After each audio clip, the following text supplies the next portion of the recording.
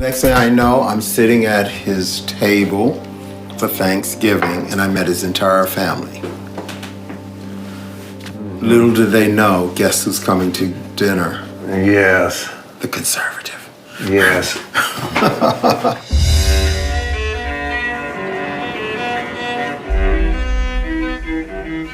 I feel like there's going to be a sense of rest for everybody if Biden wins. Making America great again, one vote at a time. Yeah, you kind of made me down here a little bit of Trump country, but it's all good. We are what we are. I don't put that much weight in a government system that was not designed for me. If the wrong person gets in the White House, a lot of people are going to die. They're killing my people, and I hate that. People start changing. You know, they just change. And you find yourself where we are now, a house divided. America, baby. You know the fact what does the president view as a free police because they know the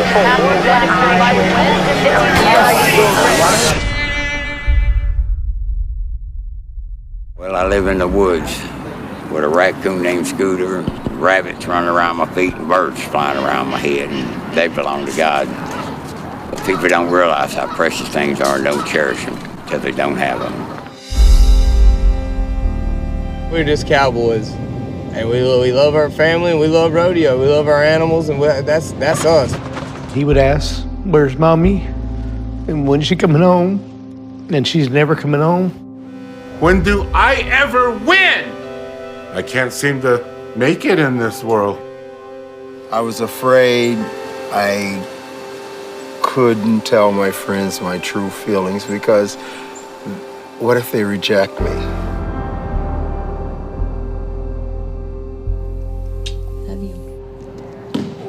What if we, lose everything?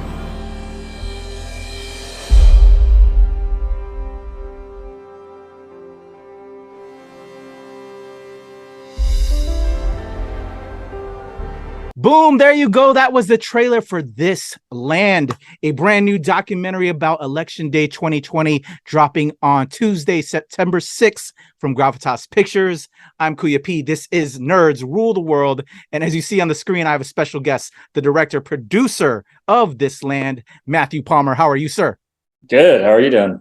I am well, man. Thank you for your time. I really appreciate it. I love talking about films as a filmmaker myself, and especially because I live in the Washington, D.C. area, which is where I'm coming to you from. I'm really ingrained. When you live in this area, you're in the know. You know what's happening because it affects our commute. Let's not forget about that. You got to get to work, and and you become an activist, if you will. If you care about your family, if you care about society, if you care about anything, you can't help but be connected to world events and your world with what you do here.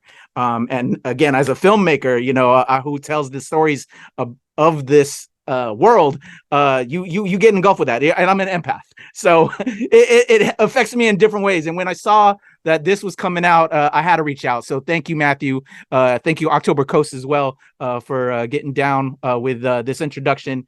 Appreciate your time. Let's talk about Election Day 2020. What spurred you to do this as a project? And because this for me personally, I feel I've been living in a lot of different worlds right now, a multiverse after a couple of elections. But I'm not going to throw my politics out there. I want to really keep this impartial. But tell me why this for you. Yeah, I mean, it's kind of a long story. I'll try to keep it short, and I will also try to keep my politics out of it because, frankly, even though the film does take place on Election Day and it takes place, we had film crews all over the country in almost every state capturing the day. Our goal was never to fan the flames of division or even on the flip side or bridge the gap. Our goal was always just to show that despite maybe it's different in DC, but despite the constant media coverage, the kind of loud and divisive and sometimes vitriolic media coverage and the words of politicians themselves, most human beings in this country are simpler than that. Not simple in any negative way, just that we're not the walking votes that we're made out to be. We're not poll numbers. We are fragile, sensitive, doing the best for ourselves and our families. We're products of our environment. This is not to say that there's any reason for hate or violence or anything like that. That's inexcusable. But I would say, my guess is that most people live more in that gray area. They live in, they grew up in maybe a town that they still live in, that they raise a family in, that they work in, and their goal is to provide for their children. And they might get bombarded by news coverage. They might get bombarded by political factoids from their parents or from whatever. And really, the things that, make us human, make us common, connected, is really that we're all suffer in our own ways. We all have small triumphs, small victories, small setbacks, sometimes big setbacks, sometimes big victories, and that can change day by day. And so that was really what the goal of the film was, to show that life is actually maybe a little quieter, a little more fragile than it's made out to be in day-to-day, or in the news, especially on election day, or especially on an election year. Now it's becoming election 2 years. Now it's becoming more and more a daily thing that it's us against them, or it's two sides to, and that's it. It's not quite that binary in my mind. And on that point, we all contradict ourselves sometimes on like a minute by minute basis. And so I think the idea was to explore all those ideas simply by observing different groups of people from all over the country. I feel that. So let's talk about, thank you for that. Let's talk about getting into this documentary, because in a way, one of the things we talk about, or as people, as human beings, you never want to get into religion and politics. So I'm sure as a filmmaker, like, oh man, okay, I really want to talk about this subject, but then I want to play that gray line. Like you said, I don't want to be seen either way. So that way I can be impartial, but present the story that's so important to help, let people form their own opinion and all that. So what was that preparation like? What was it like getting a team together? Did some stray on a certain side, and how difficult was for you as a, just purely on a filmmaking standpoint, to go to these places, get these interviews done? Talk to me about the logistics, the pre-pro, from that standpoint. Yeah, I mean, to answer, the short answer is it was really difficult. And as a filmmaker, you can't help but insert yourself in some way, right? So even the way an image is framed can tell you something, or convey a message. And then in particular, editing things back, next to each other might kind of tip my hand, so to speak.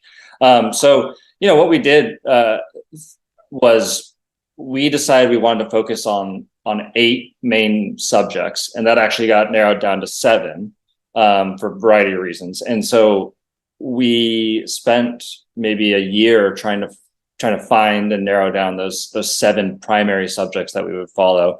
We talked to them over Zoom. We were on full lockdown at this point, and the original goal was to go meet all these people. I've met maybe 2 of them in real life, because we had filmed on one day, so I can only be in one place. Anyway, so I had extensive Zoom conversations with them, and it was actually really interesting practice or it was an interesting way to set the stage for the film as a whole, because I could be talking to someone I vehemently disagree with, and yet I had to kind of keep that inside, or and in the best case scenario, really get to know them, politics aside, right? So I'd say, oh, how's your kids' basketball going, whatever, things like that. And that actually made me, kind of instilled in me this idea that if they talk about politics, fine, on camera, that's part of the film, that's part of the day, but I'm not doing it. I'm not going to engage in that here.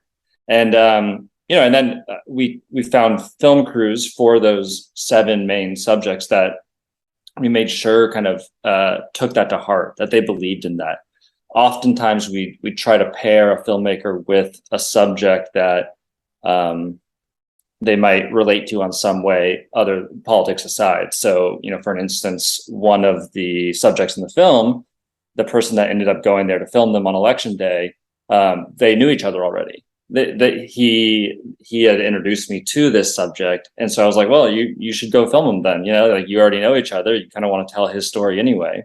You're from the area, so in a way, it was exploring his backyard and his neighbors, and he got to do that from a real, authentic, raw, vulnerable place.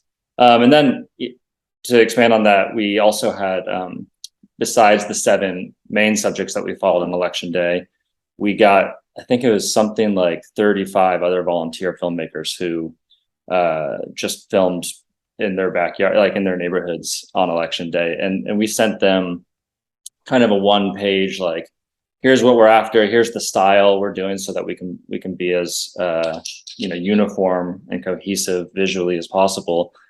But at the end of the day, like, explore your hometown, find a part of your hometown that you want to share with the world.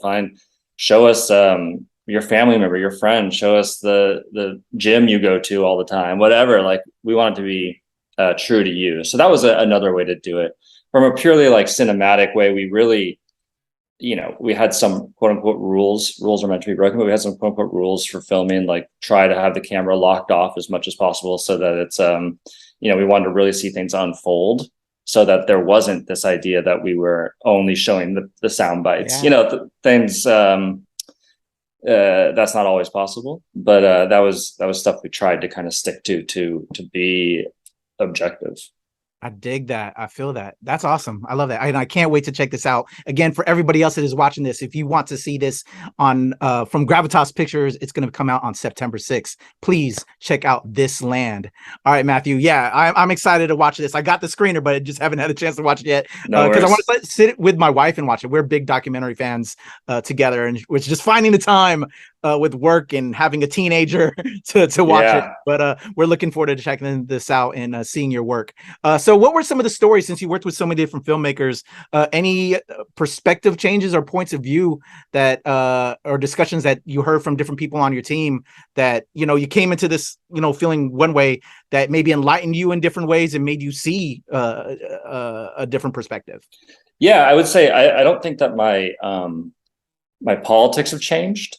But I was kind of blown away by the amount of people that were just kind of disengaged in a way, especially considering how monumental of an election it seemed to be, based on my surroundings and here in LA and based on the news. I was kind of shocked to hear, like, I just want the day to be over. Like, I'm just ready to move.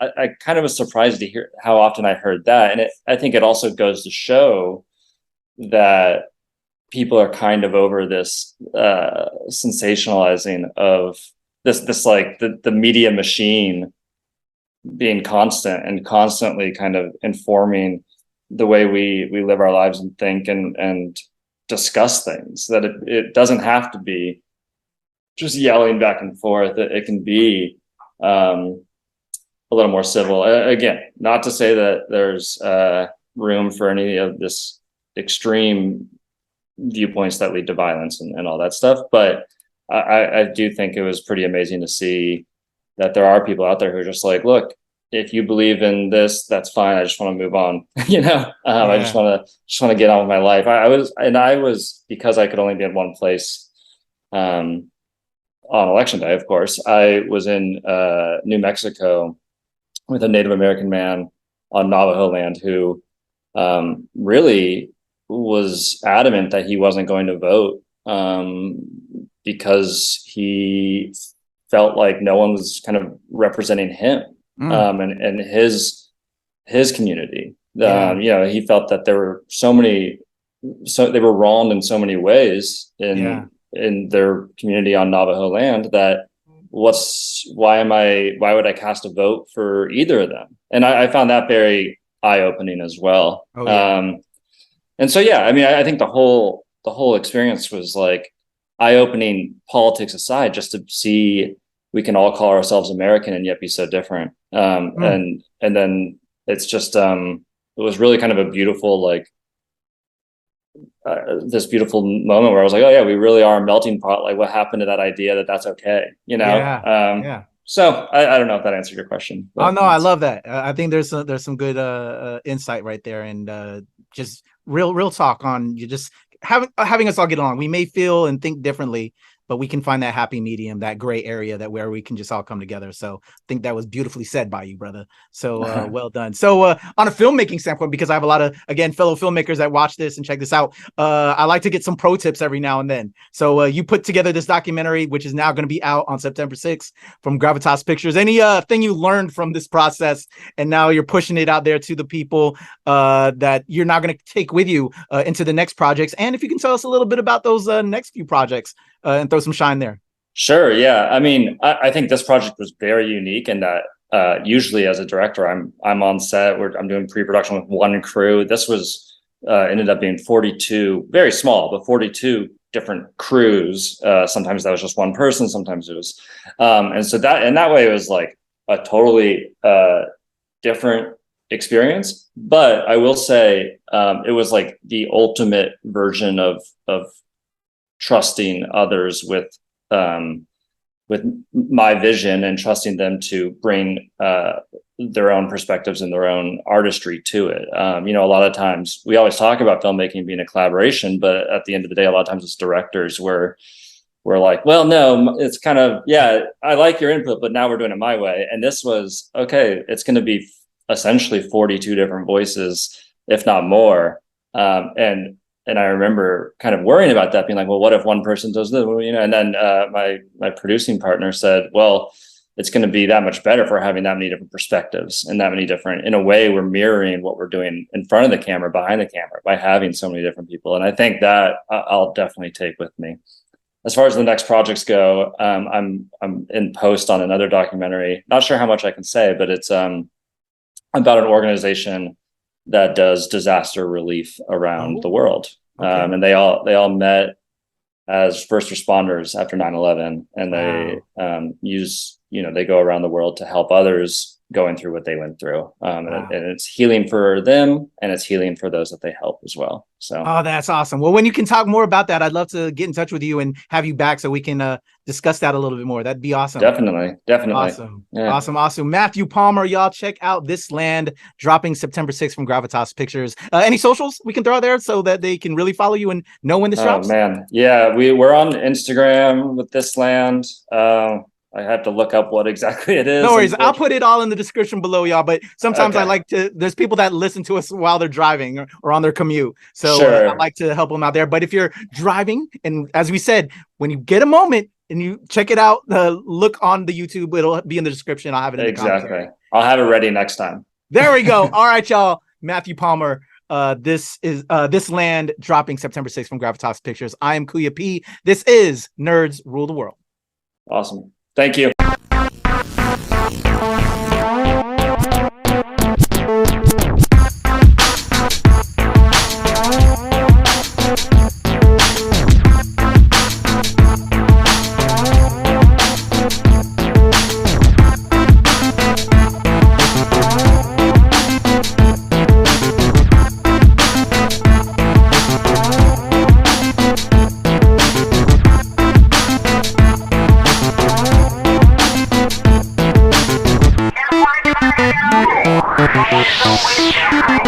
No.